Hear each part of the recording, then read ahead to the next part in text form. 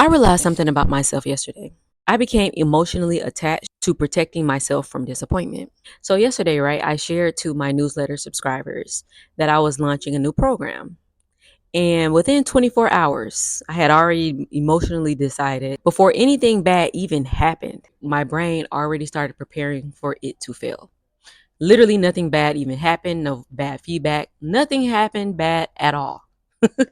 My mind just immediately started trying to minimize the emotional risk of hope for me. And I don't know if you are familiar with this feeling and you think that you're just being realistic. The truth is, what you're actually doing is you're engaging in predictive self protection. So before the thing could succeed, you're trying to protect yourself by saying it's going to fail. So if the worst happens, you already prepared yourself for it. That is your brain rehearsing failure early so that rejection hurts less later. In this video, I want to talk about why we do that. Why did I do that? And how it's quietly sabotaging our lives. And most importantly, how to override it in a practical way. Not just, hey, you can do it, hoorah motivation, but how to actually override this habit in a practical way in your everyday life. Because we all need to practice overriding the thoughts that deter us from pursuing our dream life. So first, before we continue today's video, thank you so much for returning if you've been here before. If you are new here though, my name is The Spivey J, and on my channel we talk about mindset mastery so that we all can transform our life in an effort to get more fulfillment out of this here life. So if that interests you and you would like to help me to build this YouTube channel, please be sure to hit the subscribe button. If you have already, I would truly appreciate it. Thank you so much. All right, let's get back to this topic because it's very importante. All right. So I'm in this experiment scientific method mindset. And so once it happened, I immediately knew it was the wrong way to feel. I immediately knew this isn't how I wanted to feel about something that I'm launching because you should enter into what you're doing with the utmost confidence because the people who are going to buy into your program, whether they physically purchase it or just mentally attached to your perspective or want to know more about it. You should be a sure leader. You should be a leader that's confident in what it is you're teaching and what it is you're sharing. And this is the thing. I am completely confident, have evidence that and proof that what I'm launching is something I've done before. So not only do I have the experience and the wisdom, I also have the capacity to see the project through to its success. So why did that happen? Well, first I had to realize that this pattern is not new and it doesn't only come up for me when it's something that I'm launching. It actually has shown up in several different areas of my life. And when that happens, it's time to address it because it's actually not beneficial to me. Neither is it for you. And so this same fear, like even though I've posted over 130, I think, videos here on YouTube for the last 130 days, I think maybe a little more. That same feeling showed up before posting the first video, and it still sometimes shows up when I post all the way up to now. If there's an opportunity I want to apply for, that feeling shows up. It's like trying to protect me before I fall, before I fail, when the application hasn't even been submitted yet. And what I realize is it seems to be showing up before I am doing something that's going to change my identity. And I think the brain is seeing it as a threat. And because of that, your brain starts emotionally preparing you for failure before reality even has a chance to respond. And the scary part is, you doing that, you feel like you have the upper hand, right? You feel like this is an intelligent way. You feel like this is realistic. It feels like you are being emotionally responsible when you do that. Because in simple math, if you expect less, maybe it hurt less, right? The fear of rejection is a reason why so many people haven't even started doing the thing that they want to do because of rejection. The fear of being perceived, the fear, period, the fear of whatever comes after, or simply just the fear of fear is holding you hostage. And when it's holding you hostage, there are hidden costs with that mindset. Costs that I don't want to pay taxes and fees for anymore. That cost being you stop showing up with the energy, with consistency, creativity, and courage that success is a huge possibility, if not a guarantee, because success requires all those things. It requires you to show up confidently. It requires you to show up with the energy to see it through, and the creativity and the courage. But if you already showing up with that mindset is costing those taxes and fees on those very things that if you don't show up with it, of course it's going to fail. So you're self-sabotaging to protect yourself from failure when you're the one taking it from yourself before you even give yourself an opportunity to see it through. Point being, you unconsciously sabotaging the thing before life even gets the opportunity to decide that outcome. You're not even giving yourself a chance. You don't need a hater. You're your own hater. When you think like that, you're being your own biggest hater. You don't even need to worry about the outside haters or anybody who doubts you. You're doubting yourself. And the reason being is because your brain's primary job is to keep you safe. It's not to change your identity and to allow you to go and grow beyond it. It's to protect you. So one part of your mind wants to grow and go, but its overriding automatic system wants to keep you safe. So those sound like two conflicting things. What are we going to do about that? A lot of it has to do with your memory of trauma. Your brain literally remembers past failures and emotional pain tied to things that you've tried before and were not successful at.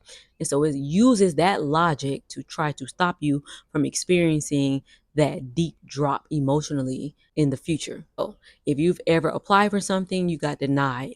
Say for instance, you've applied for 100 things in your lifetime. And of those 100 things, you got to know. You got to know every single time. You got a rejection. You had a fake, phony excuse. So on try number 101, your brain is completely familiar with what the feeling is.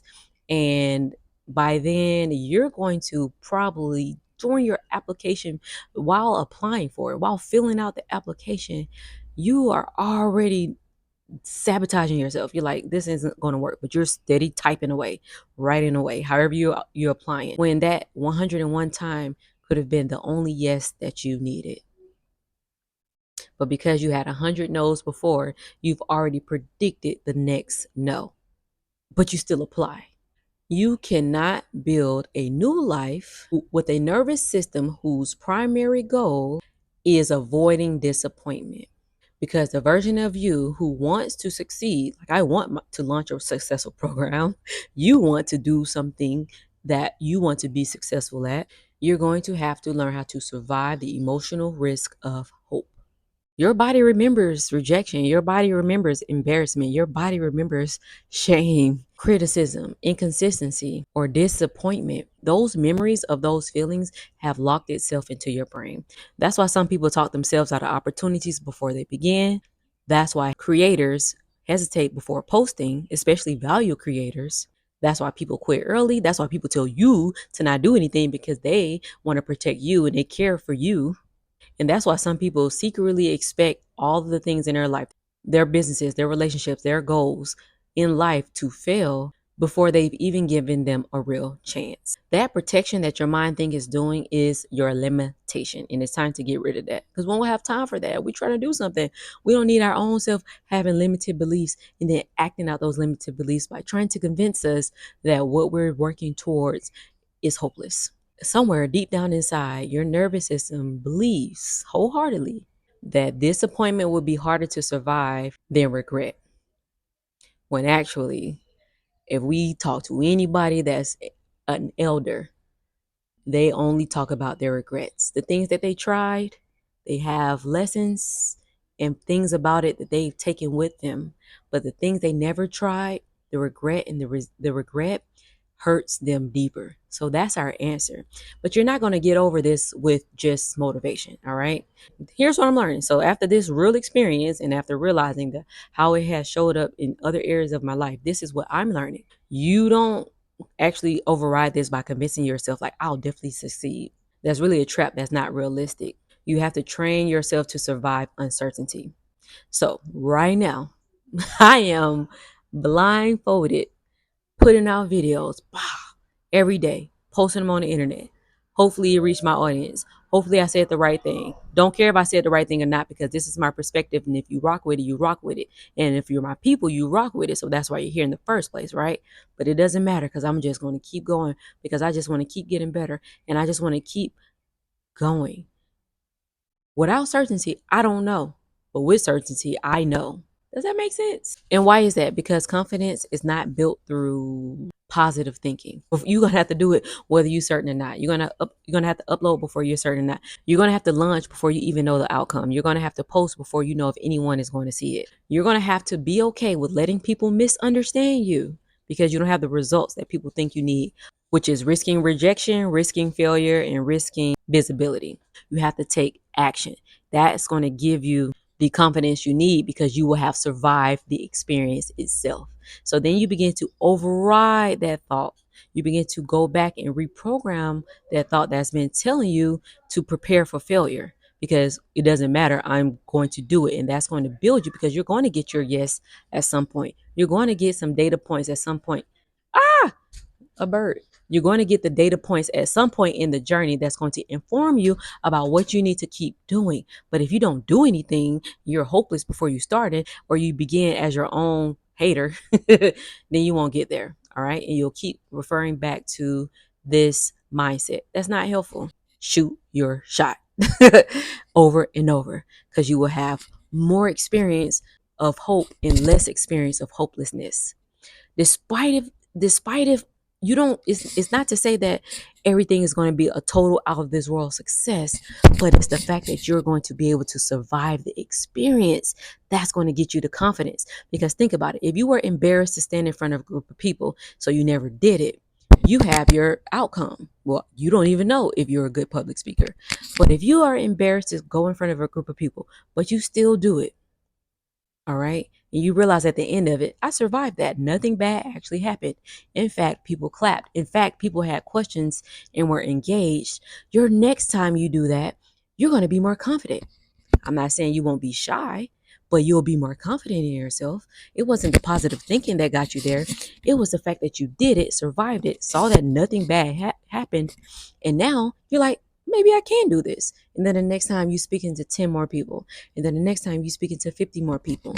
And you're just slowly diminishing the seemingly important time when you were afraid to speak in front of people, or when you spoke in front of people and you literally lost your words and you couldn't think on your feet and you had to run off stage.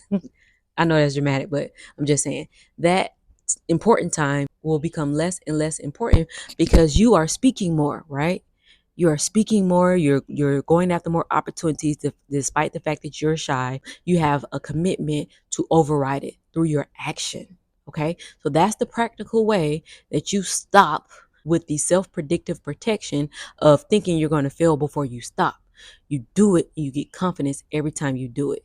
That's retraining your mind. That's recalibrating. Think about like how your phone does an update every so often. That's the 1%, 2% until it's updated already to your new identity, to the one that wants to build a rich life on purpose, mentally, physically, spiritually, and financially.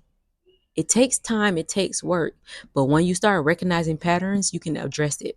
And when you recognize it, like I said, this happened less than 24 hours ago. You have to take that idea into execution. So that's what I did. I had the idea to launch it 24 hours before I told someone else about it. And within 24 hours, I had already started preparing myself to fail. I recognized that pattern. I wrote about it. I actually looked it up to see how is this connected to neuroscience, because for some reason, all of it's usually connected to psychology, neuroscience, quantum physics, some type of science.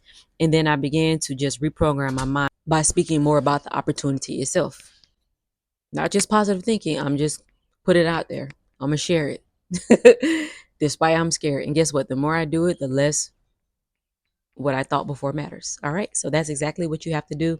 Truth is, you cannot build a new life while your nervous system is still prioritizing emotional safety over expansion. You can't. So you got to work on your nervous system. And at some point, you have to eventually become okay with tolerating the emotional pain of uncertainty and still going through with it. Because I guarantee you, the life you want is sitting on the other side of uncertainty. It's sitting on the other side of visibility. It's sitting on the other side of repeated and perfect actions. Most important part is you took the action. Okay? So forget all that. So when I think about it, I don't think my goal is to really be like fearless. And I don't think that should be your goal too. Maybe the goal, like when I think about it, maybe the goal is more so becoming someone who can like take action even though uncertainty is still present. Like I don't know, but I'm still going to show up, and I'm still going to show up. That's what it's about becoming. Yeah, that's what it's about becoming. All right. So to become, we first have to unbecome. And to unbecome, we have to first recognize and be aware of the patterns. All right. So yeah, that sounds good. All right. Thank you so much for watching today's video. If you are interested in building more momentum in your life, be sure to click the links in the descriptions. I have the challenges for the exact habit architecture system that you need to implement exactly what it is I'm talking about. And if you're interested, I send out a newsletter on Saturdays about the philosophy. And then on Tuesdays, I send out an email as well. All the links are in the description. And also, if you're still here, thank you so much for being here with me. Please be sure to click the subscribe button. All right, that was a whole bunch of me telling y'all what to do. Do what you want, but hopefully it's one of those things. All right, in the meantime, in between time, thank you so much for watching today's video. My name is Spivey J, and I really hope you have a beautiful day. All right, peace.